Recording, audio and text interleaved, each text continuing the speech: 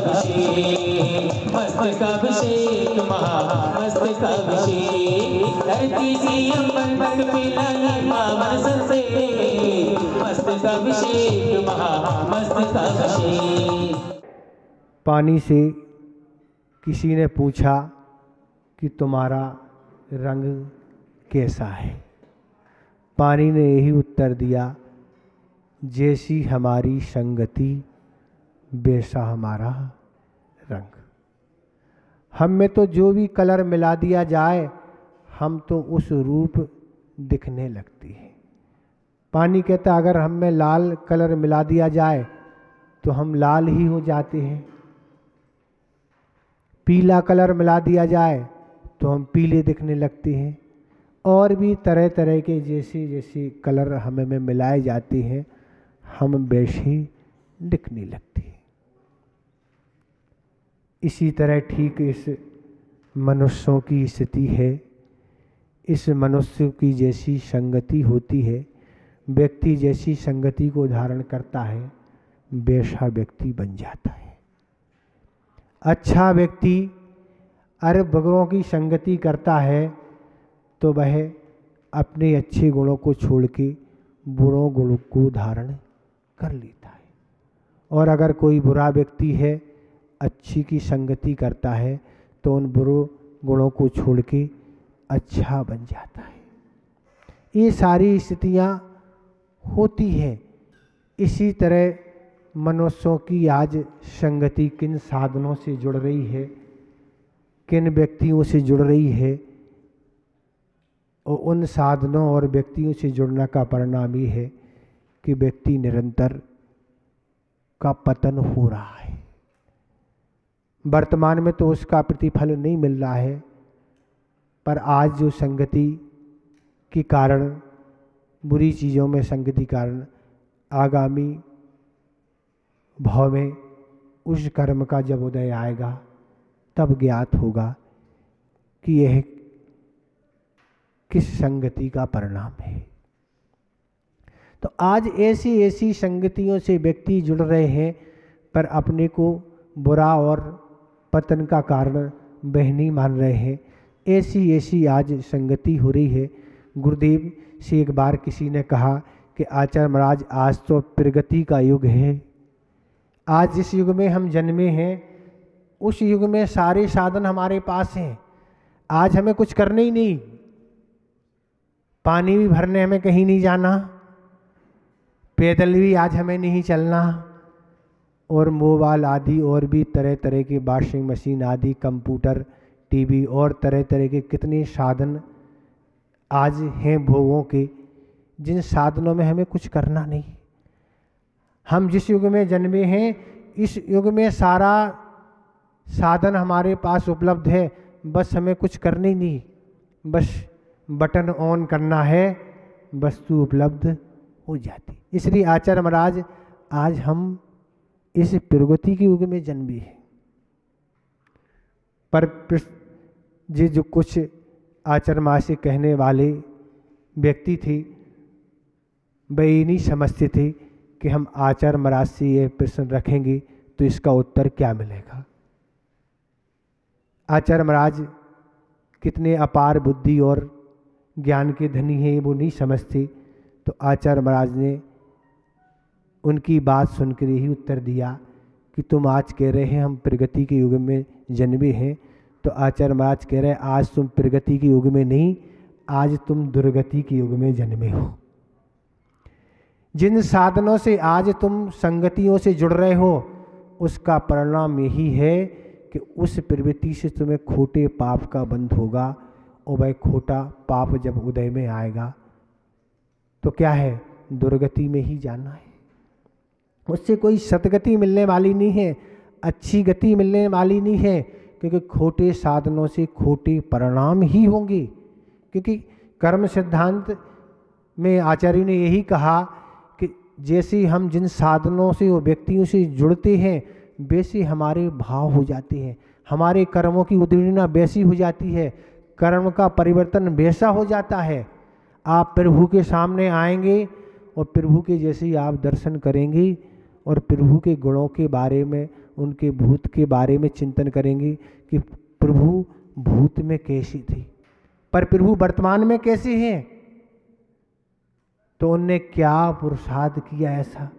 तो ऐसी प्रभु के दर्शन करने से, उनकी अच्छाइयों के, उनके गुणों का चिंतन करने से आपके अंदर भी वैसी भाव होगी। नहीं, भगवान भी हम ही जैसे थे, पूर्व में हम ही जैसे थे। भगवान और आप में कोई अंतर है क्या? बताओ, कोई अंतर है? ज़्यादा अंतर है ही नहीं ना। जैसा भगवान वैसे आप, बस सिर्फ अंतर तो इस बात का अंतर है कि भगवान का जो भूत था वो आपका वर्तमान है, भगवान का जो वर्तमान है वो आपका भविष्य होगा। इतना ही अंतर है, ज़्यादा अंतर नहीं है। महावीर का जीव मारीच की पर्याय में था, वो उसका भूत था, और जैसे ही उसने पुरुषार्थ किया तो क्या है, भगवान रूप में आज वह उनका क्या बन गया, वर्तमान बन गया।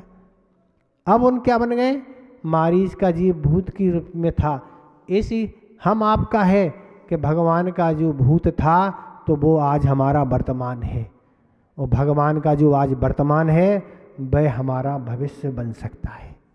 कब? जैसा भगवान ने पुरुषार्थ किया है। क्या पुरुषार्थ किया? संसार बढ़ाने के कारण क्या हैं, जिससे हम संसार में भटक रहे हैं, उनके कारण क्या हैं? उन कारणों को भगवान ने छोड़ दिया, और छोड़ने से अच्छी चीज़ अपना के बयात शिद्दत अवस्था को प्राप्त हो गए। हम सबके आज वह आराध्य बन गए। वही शक्ति हम आप में भी विद्यमान है। हम आप चाहें भगवान जैसा पुरुषार्थ करेंगे तो हम भी भगवान बन जाएंगे। कोई भगवान के लिए कोई अलग से कॉलोनी नहीं है कि इंदौर हो या इंदौर में कोई कॉलोनी वहीं से भगवान बनते हो। कहीं से भी भगवान बन सकते हैं, बस भगवान जैसा पुरुषार्थ करना है। तरह तरह के उदाहरण आगम में है। एक से एक घोर विष्णु पापी भी भगवान बन गए। बताओ, अंजन चोर की कथा आती, चोरी करने वाला व्यक्ति भी भगवान बन गया। कैसे बन गया? उसने उस नमोकार मंत्र की आराधना कर ली, उस पर श्रद्धान बना लिया, उसके कारण भगवान बन गया, सिद्धत अवस्था को प्राप्त हो गया। तो जब वह बन सकता है तो आप बनने में आपको क्या बाधा है? आप तो बन ही सकते। बन कब सकते हैं? जब उस रास्ते पर आप चलेंगे। इन जड़ वस्तुएं जो हैं, जो हमारे भाव को बिगाड़ने वाली, उनकी जब तक हम संगति नहीं छोड़ेंगे। आप ऐसी चीज़ें आज कितनी निरंतर तेजी से बढ़ रही हैं, आप देखो। आप उसको खुशी मना रहे हो, नहीं आज कितना अच्छा योग है महाराज, कैसी अच्छी चीज़ें, पर आप अपने मन की परिणति को टटोलें कि इससे क्या हो रहा है। मोबाइल से आप देख लें क्या आज परिणति है। व्यक्ति आज क्या नहीं सीख गया, आज हिंसा करना सहज कम हो गया। जैसी भी कोई फिल्म सीरियल में आपने देखा और आप तुरंत कर लिया। आज गेम आदि, हिंसा के गेम आदि चलती है, उसको हिंसा नहीं माना जाता है। पर जैन दर्शन कहता मात्र भाव करने से ही पाप का बंध हो जाता है। वह जीव मरे या न मरे, पर भाव करने से पाप का बंध हो गया। तो इस तरह से बहुत सारे हिंसक गेम आदि का प्रयोग आज मोबाइल आदि और भी तरह तरह से साधनों से हो रहा, उनके माध्यम से सिर्फ पाप का ही बंद हो गया। ये पाप कहाँ काटेंगे? तो ये पाप को काटने का एक ही स्थान है, वह है नरक। उन नरकों में जाके ही पापों के को भोगना पड़ेगा। तो ऐसे साधनों से बचना होगा। ऐसे साधनों से लोग बच के नहीं, इन्हीं साधनों में अपना पूरा समय दे रहे। लोग यही कहते, किसी भी चर्चा करो कोई धार्मिक विषय की, कोई धार्मिक पूजन आदि, स्वाध्याय आदि, कुछ लोग यही कहते महाराज हमारे पास टाइम नहीं है, हम बहुत व्यस्त हैं। क्या कहते लोग? हम बहुत व्यस्त हैं। अरे हमें कहते व्यर्थ के कामों से अगर आपने अपना मुख मोड़ लिया तो आपके पास कितना सारा टाइम है, आप स्वयं विचार नहीं कर पाएंगे। इतना सारा टाइम है, सुबह से शाम और शाम से सुबह तक कितने साधनों में अपना समय दे रहे हैं। हम तो यही सोचते हैं कि जब हम उठते हैं, जब लोग सोते हैं। आपको कैसे पता महाराज? जब कभी भी हम नगरों में रहते हैं और जहाँ हमारा रुकना होता है वहाँ आसपास हम देखते कि अभी भी आवाज़ आ रही है बोलने की, या टीवी चालू है, मतलब अभी जाग रहे हैं, अभी हम उठ गए हैं, ये अभी तक सोए नहीं हैं। कब सोएंगे? जब उनकी इच्छा होगी, क्योंकि उठना भी उनके हाथ में है और सोना भी उनके हाथ में है। तो ऐसे आज प्रमादी व्यक्ति बनते जा रहे हैं, इसलिए इन पापों का जो भी संग्रह हो रहा है वह कहाँ कटेगा? ये विचार करने की बातें हैं, ये आप विचार नहीं करोगे बच जाएंगे, संभव नहीं। कर्म सिद्धांत तो बड़ा अटल और पक्का है, जो बंद कर लिया उसको भोगना ही पड़ेगा और कोई चारा है ही नहीं। तो इसलिए ऐसे साधनों से अपन को बचना पड़ेगा, नहीं तो हमारी विचारधारा बदल नहीं पाएगी, चाहे जड़ वस्तुओं हों और चाहे चेतन के रूप में व्यक्ति हो। अगर चेतन के रूप में ऐसी विचारधारा के लोग हैं, उनकी अगर हम संगति कर रहे हैं तो हमारा भी वह अभी तक जो अच्छा परिणाम है, अच्छे भाव हैं, अच्छी क्रियाएं हैं, पुण्य संच के साधन हैं, वह भी छूटते चले जाएंगे और हम भी उन्हीं पापों में लीन हो जाएंगे। जुआड़ी की संगति करेंगे, जुआड़ी बन जाएंगे। पहले तो जुआ का एक ही रूप था, अब जुए के तो कितने सारे रूप हैं आप जानते हैं, कितने सारे रूप हैं। सरकार जिसको अनुमति दे हम उसको जुआ नहीं माने क्या? एक ये है, ये जुआ की परिभाषा नहीं है। जुआ की परिभाषा आचार्य जी की केवल जुआ नहीं, किसी रूप में आप किसी को ऐसा धन, चाहे आपको आ रहा हो चाहे जा रहा हो, वो जुआ ही है। चाहे शेयर हो, चाहे वायदा बाजार हो, और चाहे बीपीएल, क्या क्या चलता अपन को नहीं पता, अपने ज़माने में क्या होता था अपन ने तो कभी जानते ही नहीं है अपन इन सब चीज़ों को, क्या होता था। ये सब चेहरे जुए हैं। और बेस्या की अन्न की संगति से भी यही स्थिति है। शिकार आदि भी है, ये शिकार ही है। गेम ये है शिकार ही है, ये व्यसन है। ये बच्चे खेलते, बड़े खेलते, मारने के आदि, ये शिकार ही। हिंसा भी है, झूठ भी है, तरह तरह की ऐसी चीज़ों से व्यक्ति जुड़ता जा रहा है और व्यक्ति सोच रहा है कि हमारा आगामी जीवन सुंदर बने। बिल्कुल सुंदर बनने वाली कोई बात ही नहीं। जब भी सुंदर बनेगा तो ऐसे प्रभु की संगति से ही सुंदर बनेगा। उनकी आज्ञा का पालन करेंगे तो ही सुंदर बनेगा। अभिषेक, पूजन, प्रभु की आराधना, भक्ति और भी जो बताया उन साधनों से जुड़ेंगे तो हमारा ऐसा पुण्य कर्म का उदय आएगा कि हम सोच नहीं पाएंगे। ऐसा पुण्य, प्रबल पुण्य बंद होता है प्रभु की ऐसी भक्ति आराधना करने से। वही कथानक हम आपके सामने ला रहे हैं कि व्यक्ति संगति से कैसे बर्बाद हो जाते।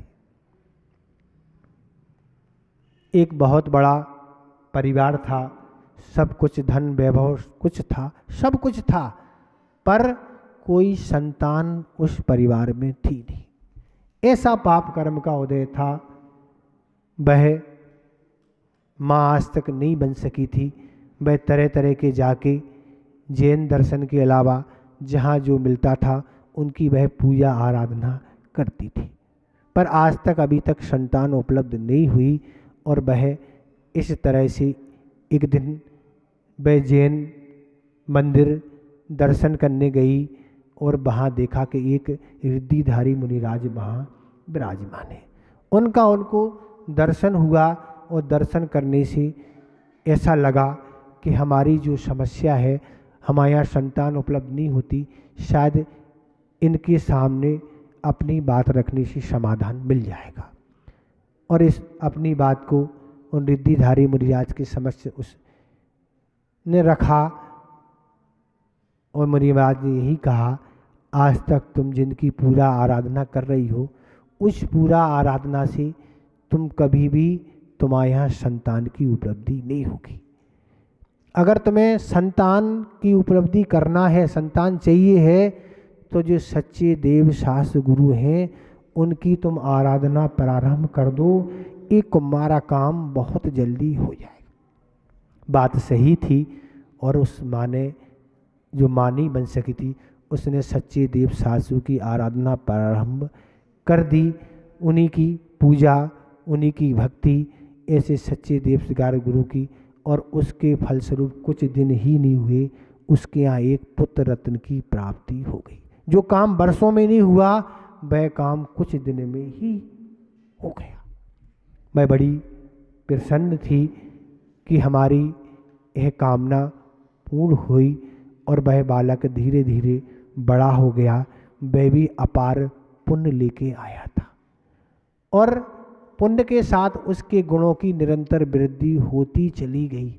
बहुत गुणवान वह सुशील व्यक्ति था और ऐसा वह व्यक्ति था कि वह कुसंगति से बिल्कुल दूर रहता था। 24-25 वर्ष की उम्र में भी कभी उसने गलत व्यक्ति की संगति नहीं की थी। उसका यही सुबह से शाम यही कार्य था कि बस स्वाध्याय करना और कुछ काम नहीं था।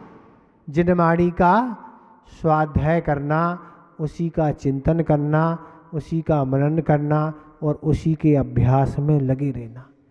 24-25 वर्ष तक क्या विषय और पाप होते हैं, कसाय होती है, वह सारी चीज़ों से दूर रहता था।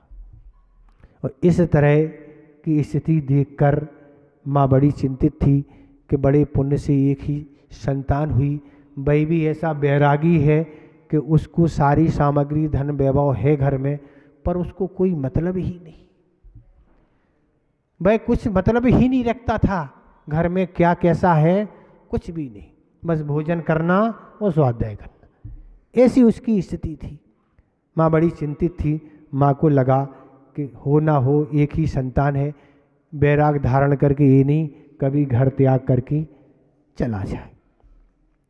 उसका भाव अभी तक ये नहीं था कि हमें विवाह करना है, उसका विवाह करने का भी भाव नहीं था, क्या करना विवाह। लेकिन माता पिता जो थे वह तो सोचते थे कि विवाह कर देंगे तो ये बैराग को धारण नहीं कर पाएगा, तो माँ पिता की भावना के अनुसार उसे विवाह करना पड़ा और विवाह भी हो गया। पर विवाह होने के बाद भी वह विवाह होता क्या है, किस लिए विवाह हुआ ये भी नहीं जानता था। तो उसने अपनी पत्नी का कभी मुख भी नहीं देखा, पत्नी अलग और वो अलग, ऐसा रहता था। माँ ये सब कुछ देखती रही कि अब विवाह भी कर दिया तो अभी ये स्थिति है, ऐसे बैरागी बने हुए हैं, अब क्या करें, अब क्या करें। तो माँ ने उसको क्या कर दिया, जो व्यसन में व्यक्ति थे, पापों में लिप्त थे, उनकी संगति करा दी। कोई ना कोई अब उपाय तो ढूंढना पड़ेगा, और उनकी संगति करा दी। और संगति से क्या हो गया, अब वह बिगड़ना चालू हो गया। अभी तो जो स्वाध्याय तत्व चिंतन आदि करता था, अच्छे से रहता था, अब वह ऐसे कुसंगति व्यक्तियों में पड़ के पापों में लीन हो गया।